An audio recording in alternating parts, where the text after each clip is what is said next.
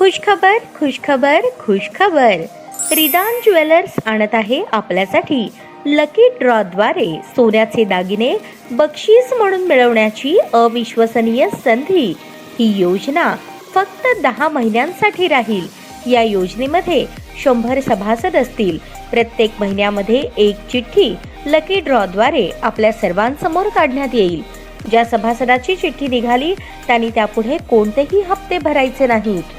दरमहा 2000 रुपये भरा व लकी ड्रॉ मध्ये आपली चिठ्ठी निघाल्यास 20,000 रुपयांचे सोन्याचे दागिने बक्षीस म्हणून मिळवा.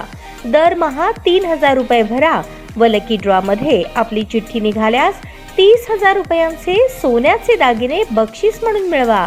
दरमहा 5,000 रुपये भरा आणि लकी ड्रॉ मध्ये आपली चिठ्ठी निघाल्यास 50,000 रुपयांचे सोन्याचे दागिने बक्षीस म्हणून मिळवा. दरमहा 10,000 रुपये भरा व लकी ड्रॉ मध्ये आपली चिठ्ठी निघाल्यास 1,00,000 रुपयांचे सोन्याचे दागिने बक्षीस म्हणून मिळवा. सर्व दागिने 20 व 22 कॅरेट शुद्धतेच्या हमीचे व हॉलमार्क शिक्क्यासहित देण्यात येतील. आजच आपली नाव नोंदणी करून लाभ मिळवा. आमचा पत्ता रिदान ज्वेलर्स, चांदणी चौक, फॉरेस्ट, सोलापूर. संपर्क शाबाज हुंडेकरी 86 248 780 06. जाकीर शेख 74 99 10 12 86. नियम व अटी लागू.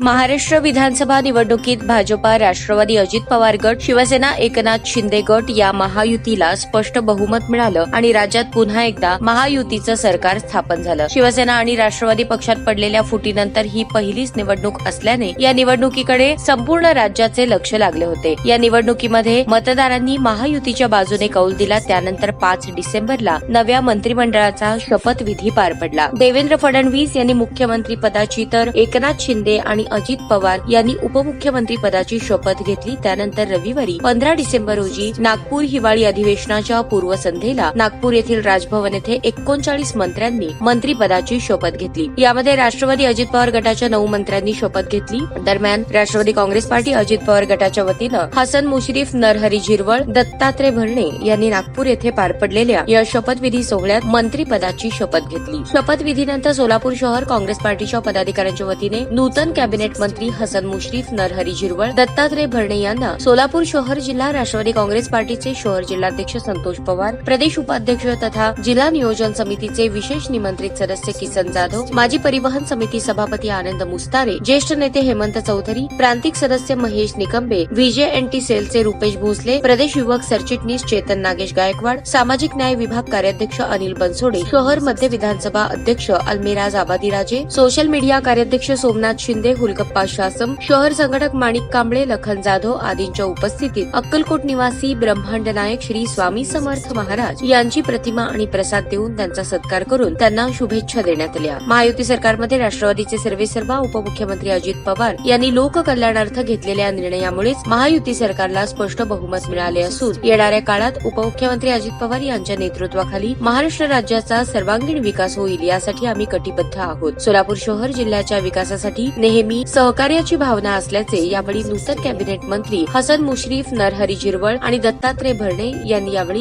ग्वाही दिली. यावेळी येणाऱ्या स्थानिक स्वराज्य संस्थांच्या निवडणुकीच्या संदर्भात नूतन मंत्र्यांनी संतोष पवार आणि किसन जाधव यांच्याशी सविस्तर चर्चा करून सूचना केल्या. राष्ट्रवादी काँग्रेस पार्टीच्या संघटनात्मक बांधणीसाठी आम्ही कटिबद्ध असल्याची ग्वाही यावेळी संतोष पवार आणि किसन जाधव यांनी नूतन मंत्र्यांना दिली.